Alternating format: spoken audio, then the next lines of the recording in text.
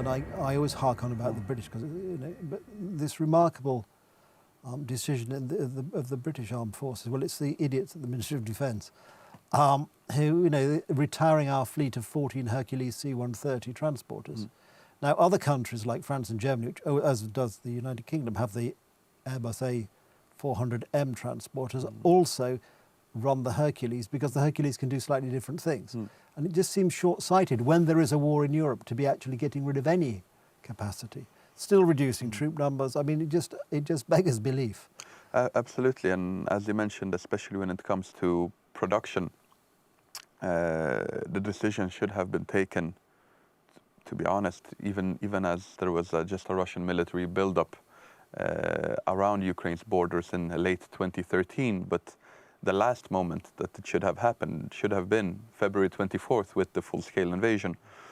Instead, more than a year and a half has passed, and still the decision has not really been taken. There is a lack of propellants, for example, of various explosive materials that are needed in all types of weapons, especially in the artillery shells that we are running so low on. And there seems not to be any real effort to comb through the world, so to say, in search of these materials, the raw materials needed, then to assembly production to create these specific explosive mixes, so to say, on European Union territory, and then finally, in the final stage, to simply assemble the weapons and the artillery shells that are needed. Another problem is naturally that we lack the industrial capacity. Well, this is the frightening thing. The running down of industrial capacity across Europe. The United Kingdom is a particularly bad example of how not to have an industrial policy. And that is actually quite frightening because without these basics, you cannot. The economic, slight diversion, but the economic argument, people like Patrick Minford, that it doesn't matter. You don't have to produce anything because you can always buy it in from a country and produce it more cheaply. We saw at the time of the pandemic, relying on production from China, much of which was of substandard, was just hopeless. And this is also the case when it comes to this type of industrial production, that a lot of the things that we need, whether it's steel or these various chemical components that are needed for the explosives, a lot of it is either produced in China or in countries that don't have close enough relations with the wider West to be willing to provide these in materials. Terms of semiconductors, Taiwan, which is under threat from China. Absolutely. So there is this concept of either nearshoring to make sure that the supply lines are shorter, that they are closer to the countries where the products will be used, or friendshoring, that you put it in countries that, even if they might be a little bit further away, they are staunch allies and you can count on them to provide the material needed.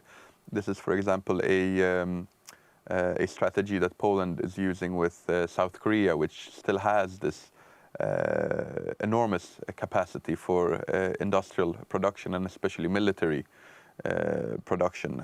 This is why Poland is at the same time planning on expanding its own domestic arms industry.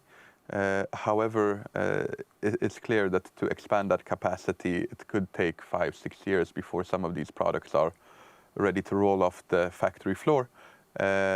However, we can get them delivered from South Korea within a year and a half or two after signing the contract. So that is one of the strategies.